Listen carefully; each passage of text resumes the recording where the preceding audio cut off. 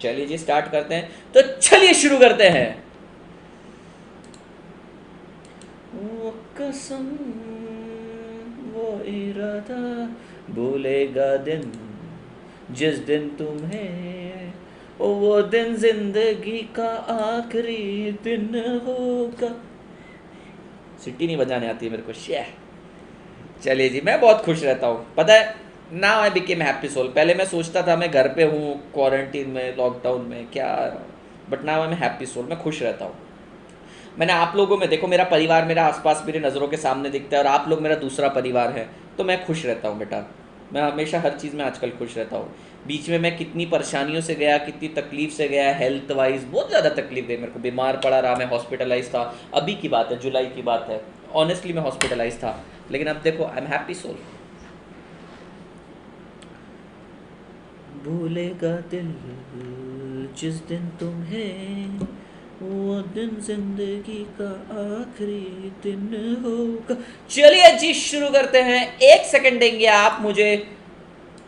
Okay guys, welcome back. Yesterday we started with the concept of ordinal approach. So ordinal approach वहाँ applicable रहता है जहाँ cardinal approach applicable नहीं रहता है। कई स्टूडेंट्स का सवाल, सर क्या ऐसा कभी हो सकता है कि कार्डिनल अप्रोच और ऑर्डिनल अप्रोच दोनों ही एप्लीकेबल ना हो? हाँ, हो सकता है। जैसे मनी के केस में ऑर्डिनल अप्रोच नहीं वर्क करता, लेकिन कार्डिनल अप्रोच भी एक्सेप्शन में जाता है। तो कुछ ऐसी चीज़ें हैं जहाँ कार्डिनल ऑर्डिनल नहीं है।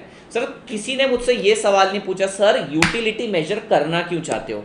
क्या किसी ने मुझसे सवाल पूछा, सर यूटिलिटी समझ गए, cardinal approach ordinal approach sir हम समझ गए, लेकिन सर मेजर करना क्यों है?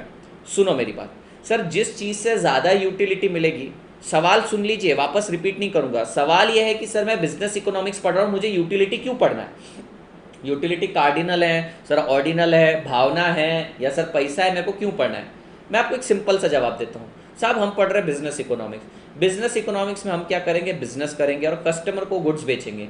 अब कस्टमर से तो हम मैक्सिमम प्राइस चार्ज करने की कोशिश करेंगे, पर कस्टमर कब तक पे करेगा? जब तक उसको मिलने वाली यूटिलिटी और प्राइस इक्वल ना हो जाए। तो प्रोड्यूसर जानना चाहता है कि कस्टमर की मार्जिनल यूटिलिटी कितनी है, क्योंकि अगर कस्टमर की मार्जिनल यूटिलिटी बहुत ज़्यादा है, फॉर एग्जांपल वो क्रिकेट प्लेयर का एग्जांपल याद है क्या? सर 60 रुपये देने को रेडी है, तो हो सकता है मैं 60 रुपये चार्ज कर दूं। अगर कस्टमर से 3 रुपये देने के लिए रेडी है, तो हो सकता है मैं 3 रुपये चार्ज करूं। तो मुझे जानना है कि कस्टमर कितना दे सकता है, इसलिए मैं यूटिलिटी मेजर करता हूं। आज हम ये फ़ोन के अंदर नए नए फीचर ऐड करते हैं। बेटा इस फीचर को ऐड करने का मतलब क्या होता है? इन फीचर्स को ऐड करने का मतलब है हम कहीं ना कहीं इसके अंदर से यूटिलिटी बढ़ा रहे हैं। तो हम यूटिलिटी बढ़ाते हैं बेटा, एज सिंपल एज दैट। बात खत्म हो गई। यूटिलिटी बढ़ाएंगे, कस्टमर इसके लिए ज्यादा पे करने के लिए रेडी होगा। इसलिए हम जानना चाहते हैं, हम कोई कमोडिटी दे रहे हैं, उससे इसको कितनी यूटिलिटी मिल रही है, चाहे कार्डिनल से चाहे ऑर्डिनल से, फिर हम उससे पैसे मांगेंगे उतने।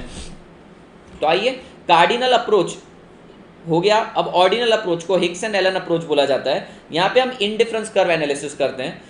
ऑर्डिनल अप्रोच टू यूटिलिटी, जैसे कार्डिनल अप्रोच का अजम्पशन था कि कार्डिनल मेजरेबिलिटी ऑफ यूटिलिटी, यहां पे ऑर्डिनल मेजरेबिलिटी ऑफ यूटिलिटी, यानी कि utility can not be measure, utility can not be quantified, it is a psychological phenomena. Consistency in ranking, ध्यान से सुनिएगा।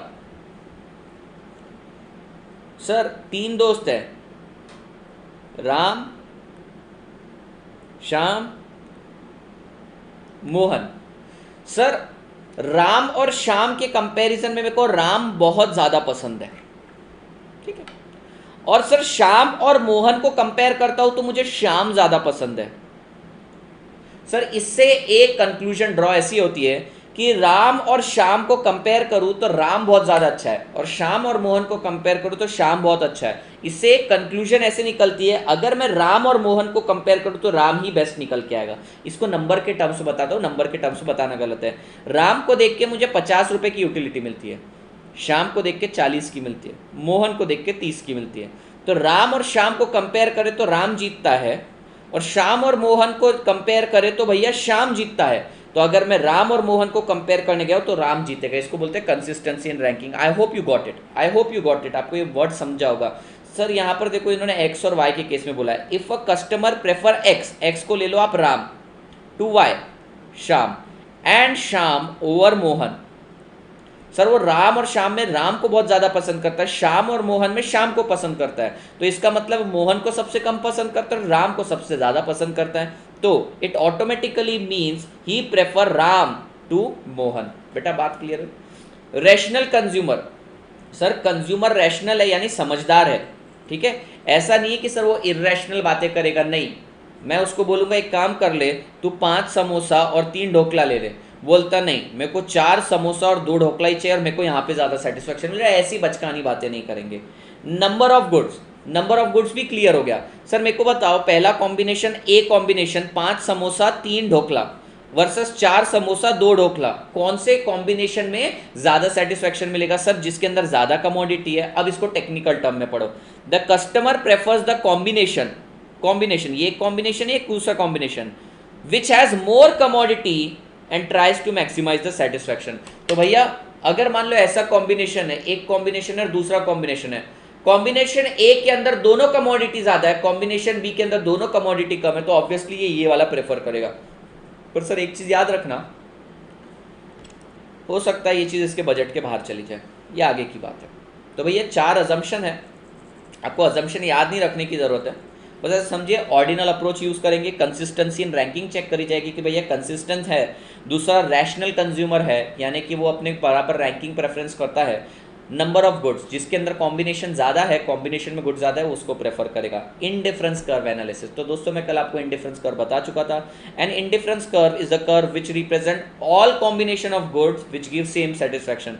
सो any point lying on a particular indifference curve give equal satisfaction. तो ये point A, point B, point C, point D, point E represent करते हैं various combination of various goods and services.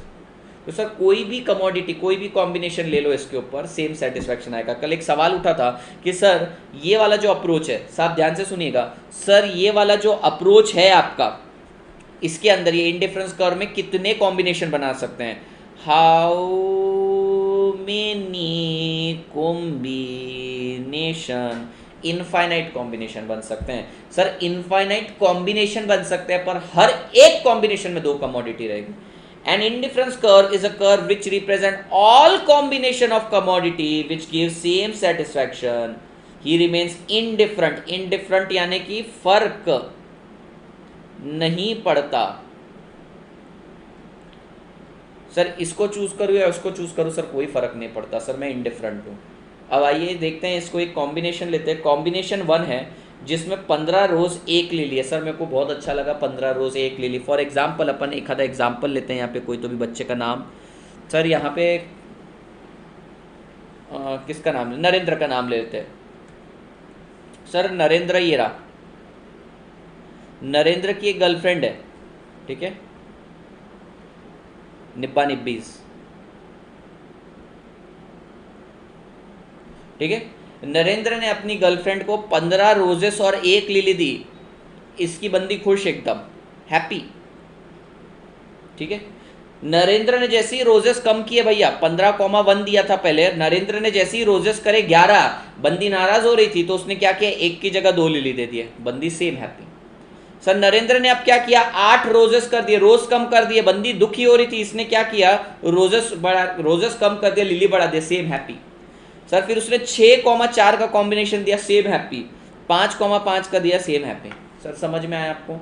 तो sir एक combination कम कर रहे हो, same satisfaction के लिए आपको दूसरी कमोडिटी बढ़ाना पड़ेगा, यानी एक कमोडिटी की जगह दूसरी कमोडिटी को सब्सटीट्यूट करना पड़ेगा। इसको बोलते हैं marginal rate of substitution. Marginal rate of substitution यानी एडिशनल रेट ऑफ सब्सटीट्यूशन। चलिए जी marginal rate of substitution check करते हैं। सर एक लिली बढ़ाने के लिए आपने कितने रोजेस को सेक्रीफाइस किया? सर एक कमोडिटी बढ़ाने के लिए पहले मैंने 4 का सेक्रीफाइस किया, तो मार्जिनल कितना है, 4। सर एक और लिली बढ़ाने के लिए अगली बार कितना सेक्रीफाइस किया? सर 3 कमोडिटी का, 3 रोजेस का किया, मार्जिनल रेट ऑफ सब्सटीट्यूशन दिया। एक और लिली बढ़ाने के लिए कितना रोजेस का सेक्रीफाइस किया? 2। एक और लिली बढ़ाने के लिए कितने रोज का सेक्रीफाइस किया? 1। Sir marginal rate of substitution निकल गया। ध्यान से सुनिएगा बेटा, ध्यान से सुनिएगा, पॉइंट मिस आउट हो गया, मैं रिपीट नहीं करूंगा। सर ये marginal rate of substitution diminishing दिख रहा है आपको, 4 3 2 1। सर अगर मार्जिनल रेट, ध्यान से सुनना, मैं वापस कुछ भी हो जाए रिपीट नहीं करूंगा, ठीक है। अगर marginal rate of substitution diminishing है तो कर्व डाउनवर्ड स्लोपिंग आता है। अगर marginal rate of substitution constant आएगा तो स्ट्रेट लाइन आएगा, बोल दिया मैंने। सर ये कर्व ऐसा आएगा, रेक्टेंगुलर हाइपरबोला, ठीक है, ऐसे इंस्टीट्यूट ने दिया, स्ट्रेट लाइन कर्व रहेगा अगर marginal rate of substitution constant रहेगा तो। बात समझ में? अगर marginal rate of substitution constant है तो इससे स्ट्रेट लाइन आएगा, मैं यहाँ पे आपको लिख कर देता हूँ, यहाँ पे लिखा नहीं है, लेट मी चेक कहीं लिखा है या नहीं, यहाँ पे लिखवा दूंगा, यहाँ पे पॉइंट नंबर डी में लिखवा दूंगा मैं। तो बेटा I hope it is very clear. फिर sir indifference map, set of indifference curve is indifference map. तो इंडिफरेंस कर्व क्या है? Indifference curve is a curve, ध्यान से सुनिएगा, indifference curve is a curve which represent combination of commodity which gives equal satisfaction. और sir ऐसे बहुत सारे कर्व बना दिए, कुछ कर्व ज्यादा सेटिस्फेक्शन देने वाले। सर आपको स्क्रीन कटते हुए दिख रही है ना? एक सेकंड दोस्त, मेरे वो कल की सेटिंग ना सेव नहीं करी थी मैंने, एक सेकंड दीजिए मुझे आप।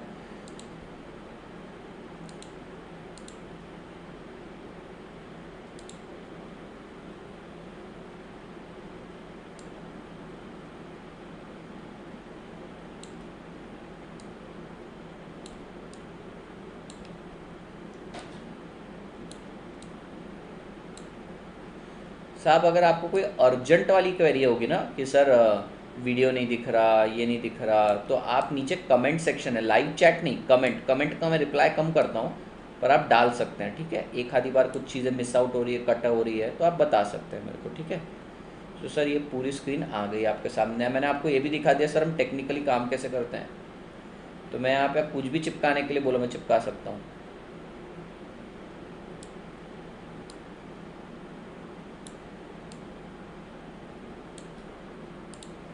ठीक है दोस्त, ओके।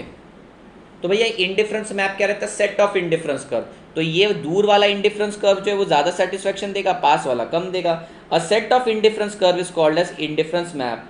ये एमसीक्यू के पॉइंट ऑफ व्यू के हिसाब से बेटा तोड़ एडजस्टमेंट है, तोड़ लाइन बोली है।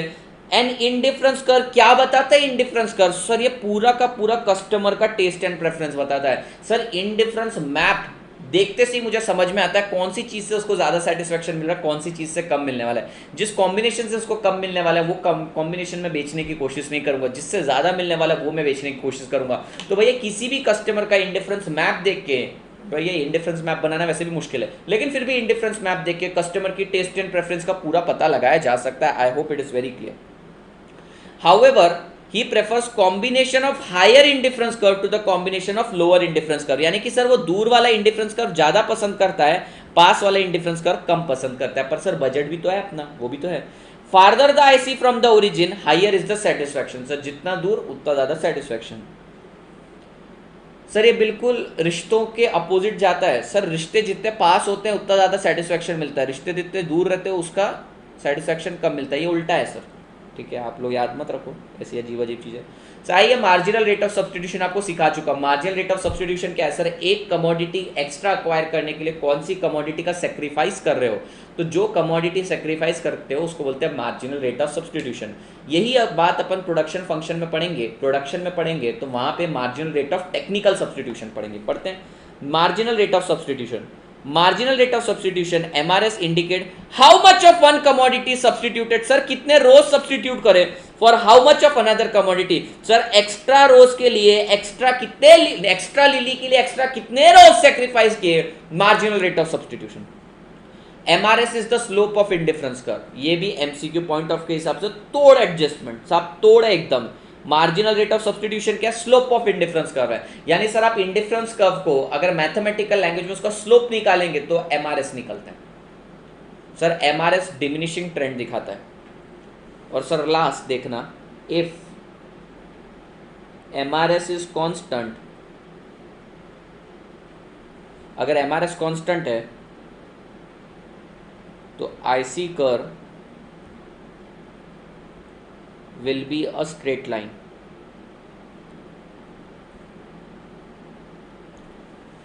ठीक है,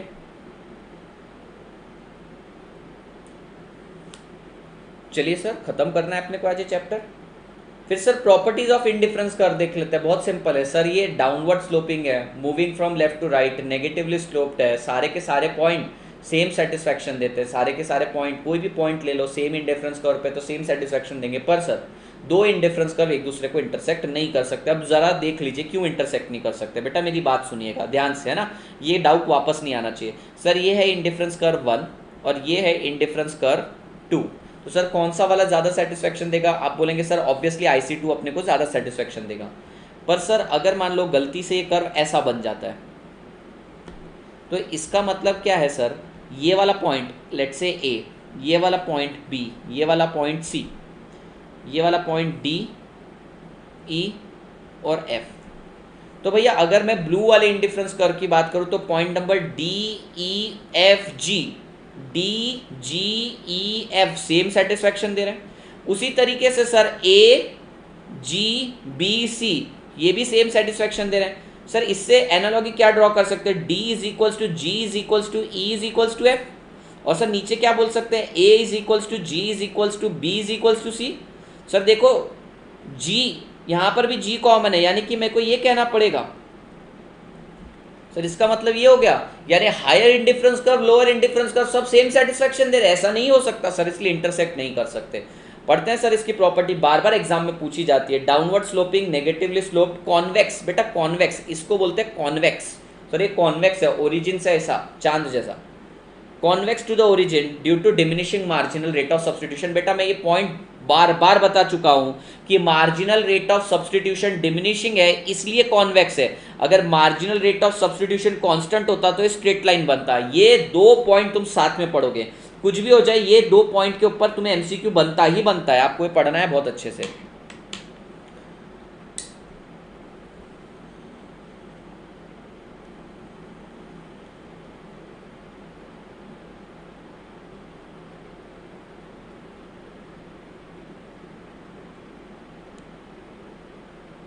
बेटा समझ में आया आपको, आ गया होगा। All indifference, all point on indifference curve give same satisfaction, higher IC higher satisfaction, no intersection. तो बेटा जहां बच्चा कंफ्यूज होता है मैं आपको दो तीन पॉइंट बताता हूं। पहला वाला, सर ये कॉन्वेक्स क्यों होता है, कॉन्वेक्स क्यों होता है, उसके लिए ये वाला पॉइंट है डिमिनिशिंग। सर ये स्ट्रेट लाइन क्यों होता है, अगर कांस्टेंट रहा तो ये लिख लीजिए आप, मैं बताऊंगा नहीं बाद में। और सर तीसरा पॉइंट वो बोलता है इंटरसेक्टिंग क्यों होता है, उसका एक्सप्लेनेशन दे दिया। सर अब लास्ट पॉइंट, फिर अपन इक्विलिब्रियम ड्रॉ कर लेंगे, चैप्टर खत्म है अपना, बिल्कुल चैप्टर खत्म है। फिर मैं आपको धपाधप एकदम रिवीजन करवाने वाला हूँ इसका, ठीक है। 10 मिनट टाइमर लगाएंगे और एक एक पॉइंट रिकैप करेंगे। आप सब लोग स्क्रीन रिकॉर्डिंग करेंगे, पिछले लेक्चर की भी स्क्रीन रिकॉर्डिंग आपने मुझे भेज दी थी, ये भी आप भेजेंगे, ठीक है। अब बेटा बात करते हैं बजट लाइन की। बजट लाइन क्या है सर, अपनी जेब, सर अपनी जेब, अपना बजट। सर देखो ज़्यादा सेटिस्फैक्शन के लिए ज़्यादा पैसा खर्च करना पड़ता है। इंसान क्या चाहेगा सर, फारदेस्ट आईसी पर पहुंचने की कोशिश करेगा। सर वो तो दुनिया जीतना चाहता है, पर क्या चीज़ उसको रोक देती है सर, बजट उसको रिसोर्स रोक देता है, तो इसको बोला जाता है बजट। कस्टमर क्या चाहता है सर, ज़्यादा से ज़्यादा सेटिस्फैक्शन पाया जाए, ज़्यादा से ज़्यादा सेटिस्फैक्शन के लिए उसको पैसे चाहिए रहते हैं, तो वो चीज़ उसके बजट में नहीं है। तो भैया ये है बजट लाइन। अब ध्यान से सुनिएगा, any point lying on budget line represent full spending. Sir ये बजट लाइन सेटिस्फैक्शन की बात नहीं करता है, फुल स्पेंडिंग की बात करता है। यानी सर बजट लाइन पे अगर कोई कॉम्बिनेशन आ रहा है गुड्स का, गुड्स एक्स और गुड्स वाई का, यानी वो कॉम्बिनेशन आपने परचेस करने की कोशिश करी तो आपके पूरे के पूरे पैसे खत्म हो जाएंगे। कोई बात नहीं सर। अगर कोई पॉइंट उससे पहले है सर, बिलो बजट लाइन है, तो इट रिप्रेजेंट अंडर स्पेंडिंग। और सर कोई पॉइंट बाहर है तो वो है ओवर स्पेंडिंग। तो सर जो लाइन के बाहर बजट के बाहर, लाइन के अंदर बजट के अंदर, लाइन पे बजट में, बात समझ में। तो सर बजट लाइन क्या बताती है, budget line shows all the combination that a consumer can buy spending is money income on two goods. Sir पूरा का पूरा इंडिफरेंस कर्व एनालिसिस में टू गुड्स की बात करिए साहब। टू गुड्स से याद है, टू गुड नोट बने हैं मेरे भैया, नोट्स ऐसा बाप नोट बनाया ना मैंने।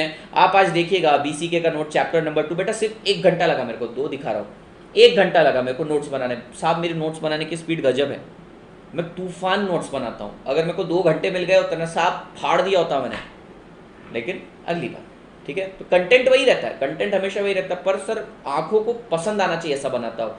मेरे नए वाले आप नोट्स देखेंगे ना अगर इकोनॉमिक्स के, तो वो और तूफान बने रेगुलर क्लास वाले, तो भाई मज़ा आ जाएगा।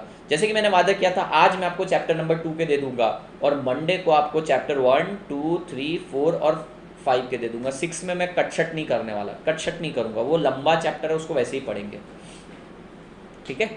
चलिए आगे। Sir budget line is also called as, इस पर भी क्वेश्चन बनता है सर, बजट लाइन को क्या क्या बोला जाता है। Budget line is also called as, sir कहाँ गया, budget line is also called as price line, price opportunity line, price income line, budget constraint line, तो ये सब सिनोनिम्स है। Price line, price opportunity line, price income line, budget constraint line. I hope आपको याद रहेंगे।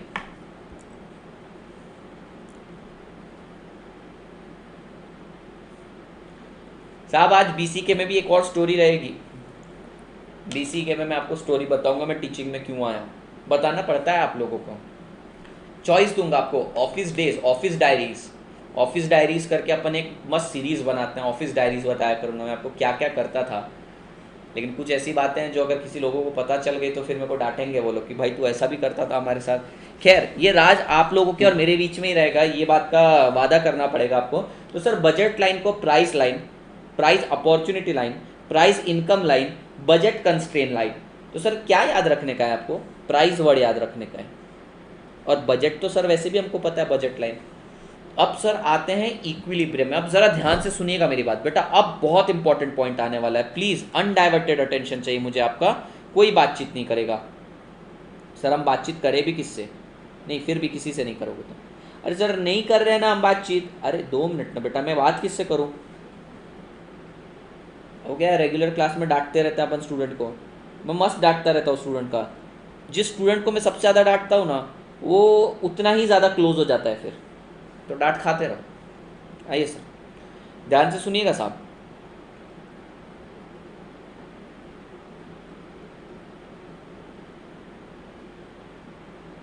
Sir ये रहा आपका इंडिफरेंस कर्व एक, सर ये रहा दूसरा इंडिफरेंस कर्व।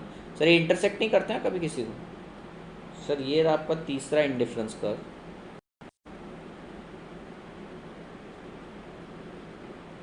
सर ये रहा आपका चौथा इंडिफरेंस कर्व। मैं जानबूझ के ज़्यादा बना रहा हूँ बेटा। और सर ये रहा आपका 5वां इंडिफरेंस कर्व। ठीक है, नाम दे देते हैं इसको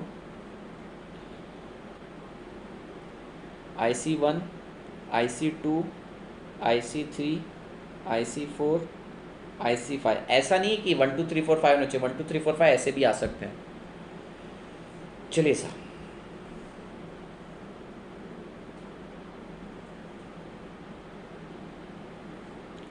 सर रेनबो कलर से कट करेंगे इसको अपन।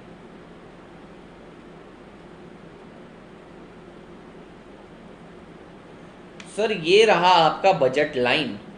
तो मतलब बेटा हसरतें तो बहुत है, इच्छाएं तो बहुत है। मैं जाना चाहता हूं इंडिफरेंस कर्व 5 के ऊपर, सॉरी 1 के ऊपर, क्योंकि सर ये फारदेस्ट है और जो सर सबसे ज्यादा दूर वो सबसे ज्यादा सेटिस्फेक्शन देता है। पर IC1 मेरे बजट लाइन के बाहर है सर, मेरी औकात के बाहर है। IC1 गया सर। IC5 और IC4 मेरे को होना नहीं, क्योंकि सर वो फुल स्पेंडिंग नहीं है सर, वो अंडर स्पेंडिंग है, कम सेटिस्फेक्शन दे रहे सर, मेरे को वो होना नहीं। तो चलो सर जो बजट के बाहर है वो निकाल दिया, और सर जो बजट के अंदर है वो कम सेटिस्फेक्शन दे रहे थे सर, वो हटा दिए मैंने।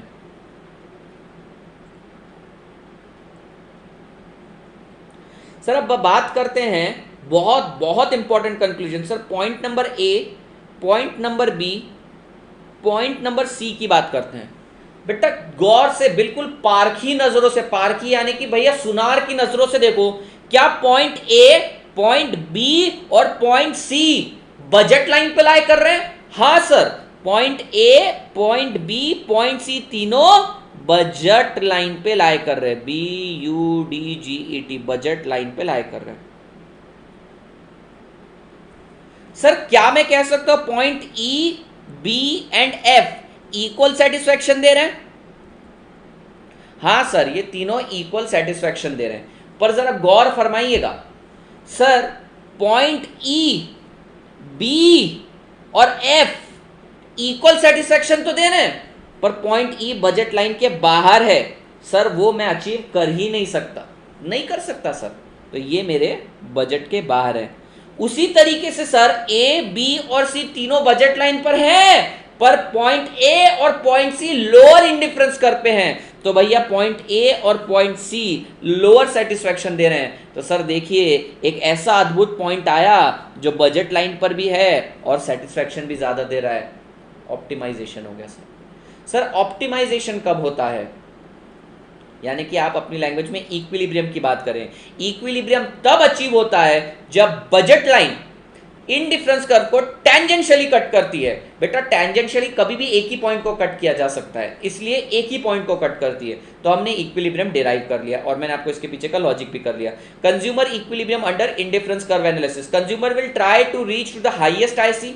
However, his objective of buying higher quantity is restricted by budget line. Thus, the consumer is in equilibrium when he derives maximum satisfaction from the goods and there is no position to rearrange his purchase. No position to rearrange his purchase मतलब sir maximum satisfaction budget में।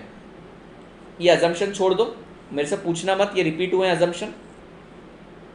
Relationship देखिए sir, ये relationship पे question आते हैं, relationship पे question आते हैं। मैंने आपको इक्विलिब्रियम के लिए क्या बोला बेटा, मैंने आपको इक्विलिब्रियम के लिए क्या बोला, इक्विलिब्रियम तब होता है when budget line cuts indifference curve tangentially, तब इक्विलिब्रियम अकर होता है। ठीक है, अब इंडिफरेंस कर्व, मैं इसको इंडिफरेंस कर्व लिखता हूं और इसको बजट लाइन लिखता हूं। मैंने क्या बोला कि जब बजट लाइन और इंडिफरेंस कर्व एक दूसरे को टेंजेंशियली कट करते इक्विलिब्रियम हो जाता है। मैथमेटिकली जब slope of indifference curve is equals to slope of budget line equal हो जाते हैं, तब इक्विलिब्रियम आता है। मैथमेटिकली बोलना, मैंने इकोनॉमी के हिसाब से बोल दिया सर, लेकिन मैथमेटिकली इसका स्लोप और इसका स्लोप इक्वल हो जाता है। स्लोप ऑफ इंडिफरेंस कर्व थोड़ी देर पहले बताया था मार्जिनल रेट ऑफ सब्सटीट्यूशन, और मार्जिनल रेट ऑफ सब्सटीट्यूशन का फॉर्मूला है marginal utility of x divided by marginal utility of y। उसी तरीके से सर बजट लाइन, एक लाइन का स्कोप होता है px अपॉन py। तो भैया मैंने बोला इक्विलिब्रियम तब होता है व्हेन इंडिफरेंस कर्व को बजट लाइन टेंजेंशियली कट करती है। मैथमेटिकली बताओ सर, मैथमेटिकली मतलब जब दोनों का स्लोप इक्वल रहता है। Slope of indifference curve marginal rate of substitution बता दिया, स्लोप ऑफ लाइन का फॉर्मूला होता है px अपॉन py। तो फॉर्मूला बन गया MUX upon MUY is equals to PX upon PY। बेटा इसको मैं रीअरेंज करके ऐसे लिख सकता हूँ, MUX upon PX is equals to MUY upon PY। Sir ये कहीं तो भी सुना हुआ लगता है, देखा हुआ नहीं सर, सुना हुआ लगता है। MUX upon PX is equals to MUY upon PY। ओ साहब आपने तो प्रूव कर दिया सर हमको, सर आप महान हैं। चाहे इंडिफरेंस कर्व अप्रोच यूज करें, यानी कार्डिनल अप्रोच करें या ऑर्डिनल अप्रोच करें, इक्विलिब्रियम तो इसी फॉर्मूले से आएगा। यानी कि मेजरमेंट का तरीका कुछ भी हो, आंसर इसी से आने वाला है। चलिए जी, मैंने चैप्टर कर लिया है। नाउ बेटा नाउ सर मैं आपकी 8:42 हुए हैं सर, 8:42 हुए हैं। आज ये चैप्टर का क्यूमुलेटिव रिवीजन होगा। और बेटा आप मेरी बात मानिए, दनादन सरप्राइजेस लेकर आ रहा हूँ आपके लिए, लेकिन मंडे से हम चैट कम किया करेंगे, हम चैट करेंगे 10:30 के बाद, आधा घंटा बैठ के चैट करूंगा मैं, ठीक है। और मंडे से अपन ये भी करने वाले 9 के बाद, 9 से 9:30 के बीच में चैट करेंगे। जिसको एग्जिट करना है वो कर सकता है। तो क्या है ना, अपना ज्यादा पोर्शन कवर होगा। 15 तारीख इज द डेडलाइन, याद रखिए, मैं कितना भी फास्ट जाऊं कितना भी स्लो जाऊं, 15 तारीख इज द डेडलाइन, ठीक है बच्चा। बीच में 5 तारीख को मैराथन भी अपलोड हो जाएगा और BCK का मैराथन 15 तारीख के बाद आएगा और अपना मैराथन तोड़ होने वाला है। साहब मैं सिलेबस का एक पॉइंट नहीं छोड़ता, ये मेरी स्पेशलिटी है। तो मैं चैट ऑन कर रहा हूँ, आप मुझे फटाफट अगर आप कमेंट टाइप कर सकते हैं, लाइव चैट में कमेंट टाइप कर सकते हैं, तो मुझे बताइए कि सर पहले रिकैप करवा दूं, पहले रिकैप करवा देते फिर चैट करते हैं। चलिए जी, फोन में स्क्रीन रिकॉर्डिंग ऑन करिए बेटा, फोन में स्क्रीन रिकॉर्डिंग ऑन करिए।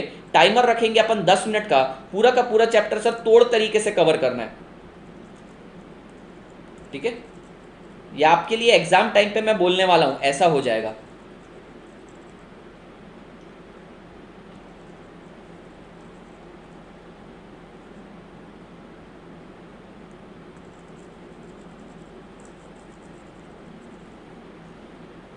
दोस्तों जब 15 तारीख तक आएगी, रोहन सर भी आ जाएंगे। रोहन सर को मैं बहुत ज़्यादा दिल से मानता हूँ। मैं आपको बता दूँ, काफ़ी लोगों ने कभी मेरे मुंह से उनका जिक्र नहीं सुना होगा, पर काफ़ी लोग जानते हैं कि मैं उन्हें कितना मानता हूँ। जैसे श्रेयस मुले करके है बंदा, इसने तो देखा है कि सर से मैं कितनी एडवाइस लेता हूँ।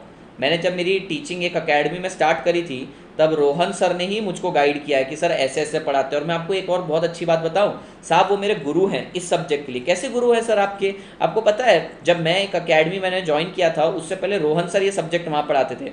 सर ने बोला आदित्य तू अच्छा भी पढ़ाता है, प्लस यार तू मतलब स्टूडेंट के बीच में फेमिलियर भी है, प्लस तेरा इकोनॉमिक्स इंटर का अच्छा चल रहा है, मैं वैसे भी बहुत ओवर ऑक्यूपाइड हूँ, एक काम करते हैं तू ये मेरा सब्जेक्ट पढ़ा ले।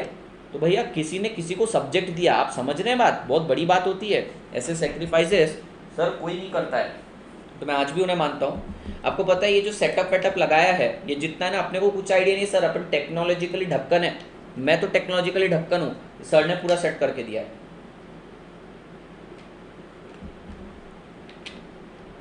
आपको इंटर में आईटी वाईटी का सब्जेक्ट होता था, अरे आईटी वाईटी का सब्जेक्ट तो सर तेल लेने गया, रियल लाइफ में ये टीचर्स ना किसी काम के नहीं रहते, लेकिन रोहन सर को, तो मैं किसी की बुराई नहीं कर रहा, पर मैं पर्सनली जानता हूँ रोहन सर को टेक्नोलॉजी का इतना नॉलेज है सर, बाप आदमी है वो, मतलब हर चीज़ में अच्छे हैं सर, पोलाइट, उनके नोट्स देखो, मेहनत आपको दिखती है। Now we shall begin sir, 1 2 3 start. Chapter number 2 utility analysis, consumer behaviour and utility analysis बोला जाता है, इसमें अपन कंज्यूमर के बिहेवियर का एनालिसिस करते हैं। तो सबसे पहले utility means the want satisfying power of a commodity. You all know that utility is a subjective term, it differs from person to person. Utility does not means usefulness. Utility का मतलब usefulness नहीं है। आपको कोई चीज़, अगर मान लो cigarette पीकर भी यूटिलिटी मिल रही है, तो इसका मतलब क्या है सर, आपको सेटिस्फैक्शन तो मिल रहा है, पर वो ज़रूरत की चीज़ है क्या, ऐसी बात नहीं है। सो utility does not means usefulness. Also utility is ethically neutral. Sir अपने को कोई मॉरल इमोरल एथिक्स की बात नहीं करनी है, ध्यान से सुनिएगा। ह्यूमन वांट्स अनलिमिटेड है, पर each single want is satiable. Satiable means capable of being satisfied, ये सेटिस्फाई हो सकती है। कंज्यूमर क्या करता है, अपनी इनकम को स्पेंड करता है ऑन वेरियस आइटम, जिससे उसको मैक्सिमम सेटिस्फैक्शन मिले। सर मैं काम क्यों कर रहा हूँ, ताकि कमाऊँ और जो चीज़ें पसंद है वो करूँ। अब ये बात अलग है कि मेरे को काम करने में ही यहाँ पे ज़्यादा सेटिस्फैक्शन मिल रहा है। चलिए सर, दो अप्रोच होते हैं, कार्डिनल और ऑर्डिनल। कार्डिनल अप्रोच दिया है अल्फ्रेड मार्शल ने, ऑर्डिनल अप्रोच दिया है हिक्स एंड एलन ने। कार्डिनल अप्रोच में बोला जाता है utilities measurable and quantifiable, ordinal approach में बोला जाता है utilities not measurable, it is not quantifiable, it is just psychological phenomena. फिर सर हमने एक टेबल देखा, उस टेबल के अंदर एक बार एनालिसिस कर लेते हैं। सर हमने ऑरेंजेस का यहाँ पे एग्जांपल लिया, 0 1 2 3 4 5 6 7 8 9। सर पहला ग्लास कंज्यूम करने पर, पहला ऑरेंज कंज्यूम करने पर 60 की यूटिलिटी। सर 0 कंज्यूम किया तो ऑब्वियसली 0 की यूटिलिटी। तो सर पहला ग्लास कंज्यूम किया, 60 की यूटिलिटी। यूटिलिटी का मतलब क्या है सर, मार्जिनल यूटिलिटी का मतलब क्या होता है, मैक्सिमम अमाउंट रेडी टू पे। रेडी टू पे सर पहले के लिए 60 पे करने के लिए रेडी था, दूसरे के लिए 50 40 30 20 10 0, क्योंकि सर सेटिस्फैक्शन हो रहा है। इसके बाद तो सर उल्टी हो जाएगी। तो सर मार्जिनल यूटिलिटी कैसी है, डिमिनिशिंग। ये भी पढ़ लिया अपन ने, law of diminishing marginal utility. Sir जब अपन इंडिविजुअल यूटिलिटीज को ऐड करेंगे ना, इंडिविजुअल यूटिलिटीज को ऐड करते जाएंगे, अपने को मिलेगा total utility. Sir consumer equilibrium में कब आता है ये भी बता दो। Consumer is in equilibrium, equilibrium कब होता है, when marginal utility equals to price. और एक चीज याद रखना, कंज्यूमर इक्विलिब्रियम पे कंज्यूमर सरप्लस 0 होता है। सर ऐसा क्यों, क्योंकि कंज्यूमर सरप्लस का फॉर्मूला ही है marginal utility minus price. Sir marginal utility minus price, और इक्विलिब्रियम पे marginal utility equals to price हो जाता है, तो दोनों को एक्स एक्स मान लो, तो X minus X equals to 0 हो जाता है। तो सर कंज्यूमर इक्विलिब्रियम पे कंज्यूमर सरप्लस 0 हो जाता है। देखिए कंज्यूमर इक्विलिब्रियम पे कंज्यूमर सरप्लस 0 हो चुका है आपका। आगे बढ़ते हैं sir, total utility. Total utility is the sum total of individual utility. Marginal utility, marginal मतलब additional, marginal utility is the additional utility derive from consumption of one additional commodity. Sir इसका formula क्या है, total utility of n unit minus total utility of n minus 1 unit. बात समझ में। लेकिन sir कई बार क्या किया जाता है, आपको टोटल यूटिलिटी ऑफ 7 यूनिट देती रहती है और टोटल यूटिलिटी ऑफ 3 यूनिट देती रहती है। अब कैसे निकालोगे, तो क्या करना, डिफरेंस इन यूटिलिटी, वो तो सर हम करते ही है, 210 minus 150 divided by difference in unit 7 minus 3। ये सर कब करते हैं, सर ये वाला तभी यूज करते हैं जब आपको पेयर में नहीं दिया रहता, 3 4 4 5 5 6 6 7 ऐसा नहीं दिया, एक 3 और एक 7, बीच में बहुत बड़ा जंप रहता है। तो सर मार्जिनल यूटिलिटी हो गया। कुछ अजम्पशंस हैं इसके, पढ़ लेते हैं अजम्पशन। पहला, कार्डिनल अप्रोच फॉलो करना है तो कार्डिनल मेजरेबिलिटी ऑफ यूटिलिटी होनी चाहिए, यानी utility is measurable and quantifiable. दूसरा है comparability of utility across the good, यानी कि सर एक गुड से मिलने वाली यूटिलिटी और दूसरे गुड से मिलने वाली यूटिलिटी कंपेयर कर सकते हैं। फॉर एग्जाम्पल मोबाइल से ज्यादा यूटिलिटी मिल रही है और इरेजर से कम यूटिलिटी मिल रही थी, सर एक कंपेयर कर सकते थे। इंडिपेंडेंस ऑफ यूटिलिटी, फोन और उसके कवर की बात कर रहे हैं, सर फोन से मिलने वाली यूटिलिटी और कवर से मिलने वाली यूटिलिटी अलग अलग है, ठीक है। लेकिन ये अजम्पशन में लिखा है बेटा, रियल लाइफ में ऐसा नहीं होता। कवर से तभी यूटिलिटी मिलेगी जब मेरे पास फोन है, फोन से भी तभी ज्यादा यूटिलिटी मिलेगी जब उसके ऊपर एक मस्त सा कवर लगा है। तो सर ऐसी बात है, लेकिन इन्होंने क्या बोला, सर कांस्टेंट मान लो, हमने मान लिया। इन्होंने एक और चीज बोला, marginal utility of money is constant. Actually marginal utility यानी additional utility of money increases, लेकिन हम लॉ पढ़ रहे डिमिनिशेस। सर वो जा रहा है ऊपर, हमें पढ़ना नीचे, हमने बोला इसको लॉक करो, कांस्टेंट कर दो। Independence of utility and constant marginal utility. Law of diminishing marginal utility, मेरे लैंग्वेज सुनिएगा। Law of diminishing marginal utility states that as the consumer consumes more of a commodity, additional satisfaction derived on consumption of additional commodity diminishes। Sir वो class का example याद रखना। हाँ, लेकिन एक चीज याद रखना, ये एमसीक्यू के हिसाब से तोड़ है। सर अगर मान लो कोई एक गुड्स के पास मल्टीपल वांट सेटिस्फाई करने की पावर है तो मार्जिनल यूटिलिटी गिरती नहीं। एग्जांपल याद रखना है सर, मैंगो जूस और मैंगो फेस पैक। फिर हमने टोटल यूटिलिटी और मार्जिनल यूटिलिटी के बारे में बोला था। Total utility increases eight diminishing rate, becomes constant, ऊपर जाके कांस्टेंट हो जाती है, उसके बाद गिरना चालू हो जाती है, कुछ ऐसा बनाया था हमने। फिर sir marginal utility sir continuously downward sloping है। इसमें एक इंपॉर्टेंट पॉइंट था, टू मैक्सिमम, मैं जीरो, मैं डूबूंगा तेको भी लेके डूबूंगा। पढ़ते हैं सर, टोटल यूटिलिटी इंक्रीज करता है डिमिनिशिंग रेट से। देखिए यहाँ पे मैंने बताया था आपको, पहले 60 से बढ़ा, फिर 50 से, 40 से, 30 से, 20 से, 10 से, 0 से, तो बढ़ तो रहा है पर धीरे धीरे बढ़ रहा है। Marginal utility is downward sloping curve from left to right. It is negatively sloped. When marginal utility is negative, 2 decreases. Sir ये तो पढ़ा है अपन ने। Marginal utility goes on decreasing, become negative beyond certain point। Sir सिखा मत। फिर sir क्या है, कुछ और अजम्पशंस हैं, यानी कि पहली बात तो होनी चाहिए भैया, law of diminishing marginal utility पढ़ते टाइम लड्डू वाला एग्जांपल याद रखना, दिनेश और लड्डू का एग्जांपल। सर स्टैंडर्ड यूनिट होना चाहिए, ज़्यादा बड़ा भी यूनिट नहीं, ज़्यादा छोटा भी नहीं, होमोजीनियस होना चाहिए। एक लड्डू इतना सा, एक लड्डू इतना बड़ा, ऐसा भी नहीं होना चाहिए। कॉन्स्टेंट होमोजीनियस होना चाहिए। कॉन्स्टेंट इनकम, आपकी इनकम भी बढ़नी नहीं चाहिए, नहीं तो सर आपकी इच्छाएं बदल जाती है। टेस्ट एंड प्रेफरेंस भी आपका कांस्टेंट होना चाहिए। कल करके ऐसा नहीं होना चाहिए कि लड्डू खाए दो और आप बोले अब मैं law of diminishing marginal utility के एग्जांपल में नहीं बैठ रहा, मैं लड्डू से मन उठ गया। और सर कार्डिनल अप्रोच फॉलो करना है। लेकिन सर 3 चीज़ है जो इसके एक्सेप्शन में आती है। एक होता है personal aspect, hobbies, music etcetera. दूसरा है मनी, और तीसरा है अदर पोजीशन, कॉम्प्लीमेंट्री और सब्स्टिट्यूट। याद करिए मैंने आपको बुक माई शो का एग्जाम्पल दिया था इसके अंदर। फिर सर ये लॉ का सिग्निफिकेंस देखिए, लॉ ऑफ डिमांड पढ़ेंगे चैप्टर नंबर 3 में। कंज्यूमर इक्विलिब्रियम पढ़ लिया अपन ने, price is equals to marginal utility. फिर अपन ने कंज्यूमर सरप्लस भी पढ़ लिया sir, marginal utility minus price. Price and this moves in opposite direction, moves together up and down. Sir price और मार्जिनल यूटिलिटी साथ में ऊपर नीचे घूमते हैं। प्राइस बढ़ता है, मार्जिनल यूटिलिटी चेंज, प्राइस कम होता है, मार्जिनल यूटिलिटी चेंज। मैंने आपको ये बता दिया था।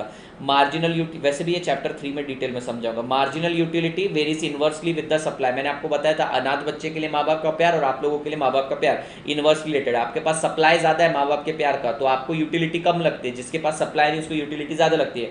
फिर sir marginal utility of goods increases. भैया आपके पास अगर कॉम्प्लीमेंट्री गुड्स आ जाता है ना सर, कॉम्प्लीमेंट्री गुड्स आता है और सब्सटीट्यूट आ जाता है तो कम। यहाँ पर मैंने आपको girlfriend, boyfriend and best friend का एग्जांपल दिया था, याद करिए सर। इसके बाद फटाफट देख लेते हैं law of equi marginal utility. Law of equi marginal utility क्या कहता है? Law of equi marginal utility says that if the marginal utility spend on commodity x. Sir अगर मान लो पिज्जा से आपको ज़्यादा यूटिलिटी मिल रही है तो आप क्या करते हैं, बर्गर के लिए जो आपने पैसे बचा के रखे रहते हैं तो बर्गर नहीं कंज्यूम करते, आप पिज्जा के लिए वो पैसा खर्च कर देते हैं। Law of equi marginal utility. Sir ये सिलसिला कब तक चलता है? जब तक सबकी मार्जिनल यूटिलिटी इक्वल नहीं हो जाती। फिर सर मैक्सिमम सेटिस्फैक्शन कब आता है? सर मैक्सिमम सेटिस्फैक्शन तब आता है जब अपन तीनों कमोडिटी खाकर बाहर निकले रहते हैं। In short consumer attains maximum satisfaction when marginal utility of all the commodities equal. The consumer will attain maximum satisfaction when and will be in equilibrium marginal utility of money spent is equal। Sir consumer equilibrium की equation अपन ने पढ़ा था, marginal utility is equals to price. पर sir multiple commodity रही तो marginal utility of X upon price of X is equals to marginal utility of Y upon price of Y is equals to marginal utility of Z upon price of Z. फिर sir इन दोनों का combination a consumer will attend maximum satisfaction. Satisfaction भी maximum और equilibrium में भी कब रहेगा? जब when marginal utility of money spend on all the item is equal. MCQ के हिसाब से तोड़ पॉइंट। कंज्यूमर सरप्लस पढ़ चुके हैं sir. Consumer surplus is the amount of person ready to pay minus what he actually pay. Initial item के लिए consumer surplus, consumer equilibrium पे कंज्यूमर सरप्लस जीरो रहता है। कंज्यूमर इक्विलिब्रियम पे कंज्यूमर सरप्लस जीरो रहता है और उससे पहले के सारे यूनिट में कंज्यूमर सरप्लस पॉजिटिव रहता है। नेसेसिटीज के केस में इनफाइनाइट रहता है। सर इसके कुछ लिमिटेशन है। क्या लिमिटेशन है? कार्डिनल अप्रोच वहीं यूज कर सकते हो जहां पे आप मेजरमेंट कर सकते हो यूटिलिटी का।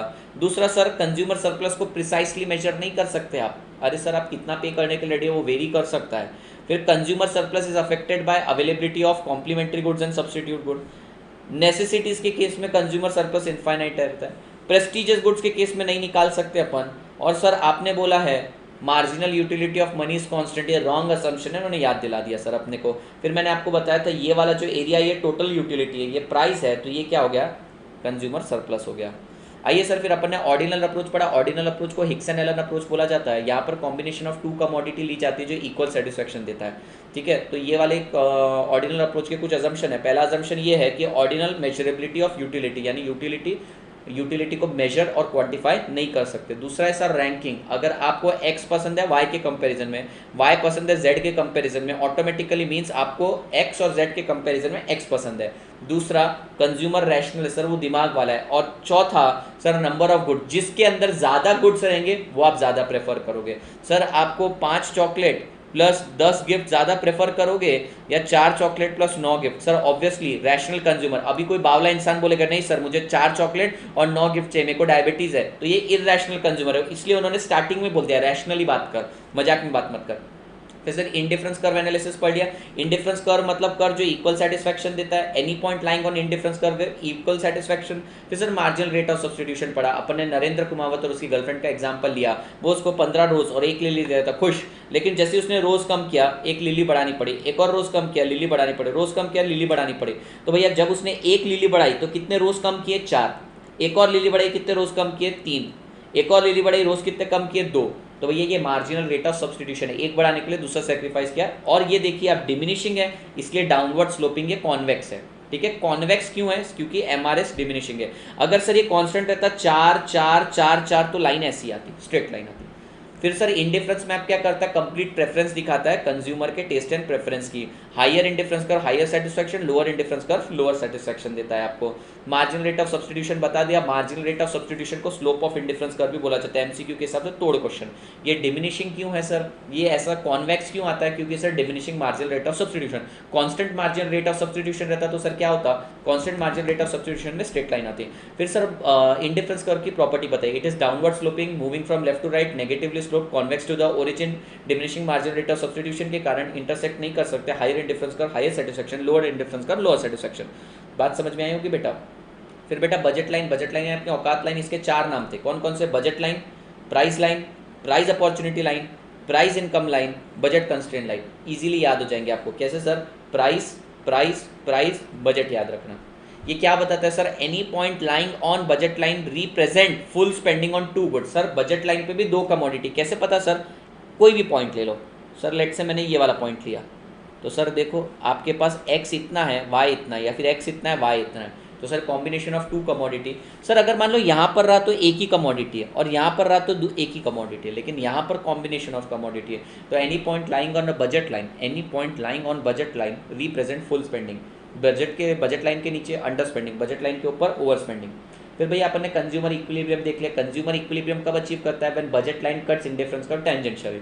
सर ये तो बात हो गई आपकी ग्राफिकली, मैथमेटिकली बताएं तो बजट लाइन के स्लोप को बोला जाता है px upon py is equals to slope of indifference curve marginal rate of substitution is equals to marginal utility of x upon marginal utility of y।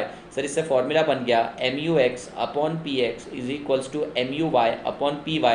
और same चीज़ अपन ने कार्डिनल अप्रोच में भी देखी थी। बेटा स्क्रीन रिकॉर्डिंग स्टॉप करो और मुझे भी भेजना। जी सर, अब मैं क्वेरीज ऑन कर रहा हूँ। I hope you like the session.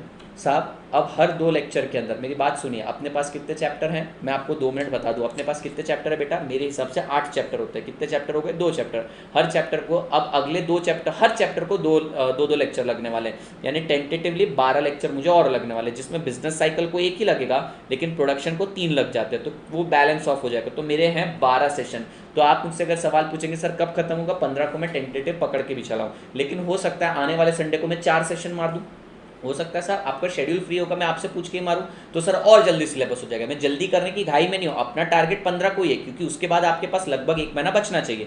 लेकिन सर आप ये भी याद रखना, साथ ही साथ हर 2 लेक्चर के अंदर, मेरी बात सुनिएगा, ऑलमोस्ट हर 2 लेक्चर के अंदर आपका BCK भी कंप्लीट हो जाएगा। यानी BCK में अब हमारे कितने चैप्टर बाकी है सर? 5, यानी कि उसको कितने लगेंगे दिन? 10।